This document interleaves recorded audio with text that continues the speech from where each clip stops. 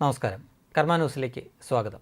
ഇന്ത്യയിൽ മാത്രമല്ല ലോകത്തെങ്ങുമുള്ള economic right വിങ്ങിൻ്റെ പരാജയം എന്തെന്നാൽ സോഷ്യലിസ്റ്റ് ദുരിതകാലത്തിൻ്റെ ഓർമ്മകൾ വേണ്ടവിധം പുതിയ തലമുറയെ ബോധ്യപ്പെടുത്താൻ ശ്രദ്ധിക്കാതെ പോകുന്നു എന്നതാണ്.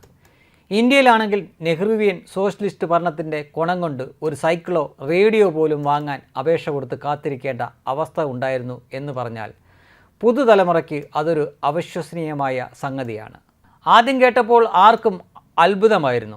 രാജ്യത്തെ ഇൻഡസ്ട്രിയലിസ്റ്റുകൾ നെഹ്റുവിനെ ഇഷ്ടപ്പെട്ടിരുന്നില്ല എന്നതൊക്കെ എന്തോ ക്രെഡിറ്റ് പോലെയാണ് ഇടതുപക്ഷം പ്രചരിപ്പിക്കുന്നത്. എന്നിട്ട് നെഹ്റുവിയൻ ഭരണകൂടം കൊണ്ട് രാജ്യത്തിൻ്റെ വളർച്ചാ നിരക്ക് നെഗറ്റീവ് ആകുന്നതിനെ ഹിന്ദു റേറ്റ് ഓഫ് ഗ്രോത്ത് എന്നും ഇടത് സാമ്പത്തിക വിദഗ്ധന്മാർ പേരിട്ട് വിളിച്ചു. മോശം സംഗതിയുടെ ക്രെഡിറ്റ് ഹിന്ദുക്കളുടെ പിടലിക്കിട്ടു. എന്നാലോ ആ ഗവൺമെൻറ് ഹിന്ദു വിരുദ്ധ ലിബറൽ ഗവൺമെൻറ് ആണെന്ന് ഇവർ അഭിമാനിക്കുകയും ചെയ്യും. പക്ഷേ ഹിന്ദുത്വ ഗവൺമെൻറ് എന്നിവർ വിളിക്കുന്ന മോദി ഗവൺമെൻറ് രാജ്യത്തിൻ്റെ GDP വളർത്തുന്നതിനെ നാളിതുവരെ ഇവർ ഹിന്ദു റേറ്റ് ഓഫ് ഗ്രോത്തായി അടയാളപ്പെടുത്തിയിട്ടുമില്ല. അതേപോലെ ഇപ്പോഴുള്ള പാകിസ്ഥാൻ്റെ വളർച്ചയെ മതപ്പേരിട്ട് വിളിക്കാനും അവർക്ക് മടിയാവും. പുതു തലമുറയോട് ഗവൺമെൻറ് കുത്തകകളിൽ നിന്ന് അവരെങ്ങനെ മോചിക്കപ്പെട്ട് മത്സരാധിഷ്ഠിത കമ്പോളത്തിൽ കൂടുതൽ സ്വാതന്ത്ര്യത്തോടെ അവർ കഴിയുന്നു എന്ന യാഥാർത്ഥ്യം പറയാൻ അറിയാത്ത BJP സംഘപരിവാർ എക്കോസിസ്റ്റം ശരിക്കും ഒരു പ്രഹേളികയാണ്. വെറുതെ പറഞ്ഞാൽ പോരാ.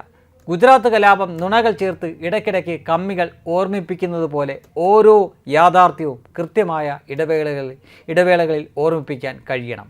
നരേറ്റീവ് ബിൽഡിങ്ങിൽ BJPക്കാർ ശ്രദ്ധ വെച്ചാൽ ആരാണ് പിന്നെ കുറ്റം പറയാൻ വരിക? ഇങ്ങനെ നിഷേധബുദ്ധി കാണിക്കാൻ ഇതൊക്കെ ആനക്കാര്യമൊന്നും അല്ലല്ലോ. നിങ്ങൾ ഇൻഫർമേഷൻ കൊടുക്കാൻ പരാജയപ്പെട്ടിട്ട് ആ ജനത എതിരാളികളാൽ മാനിപ്പുലേറ്റഡ് ആകുന്നുവെങ്കിൽ അവരെ കുറ്റം പറഞ്ഞിട്ട് എന്ത് കാര്യം? ഈ കഴിഞ്ഞ തെരഞ്ഞെടുപ്പ് തന്നെ നോക്കുക.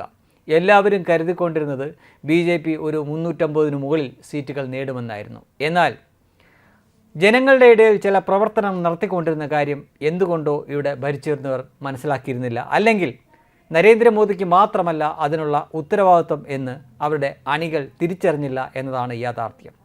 ഉത്തർപ്രദേശിലും മഹാരാഷ്ട്രയിലുമൊക്കെ ഓരോ വീടാന്തരം കയറിയിറങ്ങി സ്ത്രീകളോട് അവരോട് വെറുതെ പറയുക മാത്രമല്ല, അവരിൽ നിന്ന് പേരും അഡ്രസ്സും എല്ലാം മേടിച്ചു ഒപ്പിട്ടെഴുതി മേടിക്കുകയാണ് ചെയ്തത്. നിങ്ങൾക്ക് ഓരോ മാസവും 8000 രൂപ വെച്ച് തരാമെന്നും വർഷം 1 ലക്ഷം രൂപ വെച്ച് തരാമെന്നുമുള്ള മോഹന വാഗ്ദാനത്തിലാണ് അവർ വീണത്. ഇത്തരം ചില കാര്യങ്ങൾ അടിത്തട്ടിൽ നടക്കുന്നുണ്ടോ എന്ന് മനസ്സിലാക്കാൻ നരേന്ദ്രമോദിക്കോ അല്ലെങ്കിൽ അദ്ദേഹത്തിൻ്റെ പാർട്ടിക്കോ കഴിയാതെ പോയി എന്നിടത്താണ് ഈ തെരഞ്ഞെടുപ്പിൻ്റെ ഫലം ഇങ്ങനെ കൊണ്ടെത്തിച്ചത്. ഇതുകൊണ്ടാണ് നേരത്തെ പറഞ്ഞത് ചില കാര്യങ്ങളിൽ നിഷ്ക്രിയരായിരിക്കും. ഇവിടെ നെഹ്റു കാണിച്ചു കൂട്ടിയിട്ടുള്ള സോഷ്യലിസം എന്ന് പറഞ്ഞ് കാണിച്ചു കൂട്ടിയിട്ടുള്ള ചില സംഗതികൾ, ഒരു റേഡിയോ വാങ്ങണമെങ്കിൽ നമുക്ക് ലൈസൻസ് വേണമായിരുന്നു, ഒരു സൈക്കിൾ വേണമെങ്കിൽ ലൈസൻസ് വേണമായിരുന്നു. ഇന്നത്തെ കാലത്ത് അത് പറഞ്ഞാൽ എത്ര പേര് വിശ്വസിക്കും? പക്ഷേ അത് യാഥാർത്ഥ്യമായിരുന്നു. അത്തരം കാര്യങ്ങളൊക്കെ ജനങ്ങളെ ഓർമ്മിപ്പിക്കേണ്ടത് ആരാണ്? തീർച്ചയായിട്ടും സംഘപരിവാറുകാരാണ്. അവർ അത്തരം കാര്യങ്ങളിൽ പറയാറില്ല.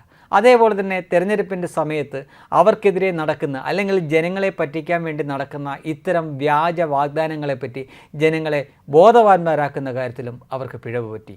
അതുകൊണ്ട് മാത്രമാണ് ഈ തെരഞ്ഞെടുപ്പിൻ്റെ റിസൾട്ട് ഇങ്ങനെ വന്നത്. നിങ്ങൾ പണിയെടുത്താൽ മാത്രം പോരാ, നിങ്ങൾ ചെയ്യുന്ന പണി എന്താണ് എന്ന് ജനങ്ങളെ ബോധ്യപ്പെടുത്തുക കൂടി വേണം. എങ്കിൽ മാത്രമേ നിങ്ങളുടെ പ്രവൃത്തിക്ക് പൂർണ്ണമായിട്ടുള്ള ഫലം കിട്ടത്തുള്ളൂ. പണിയെടുക്കുന്നത് നിങ്ങളും എന്നാൽ പറയാൻ നടക്കുന്നത് മറ്റുള്ളവരുമാണെങ്കിൽ ഈ തെരഞ്ഞെടുപ്പ് പോലെയുള്ള റിസൾട്ടായിരിക്കും വരുന്നത്.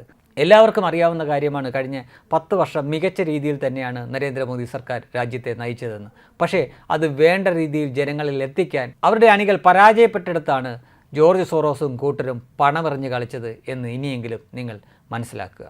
വെബ് ഡെസ്ക് കർമ്മ ന്യൂസ്.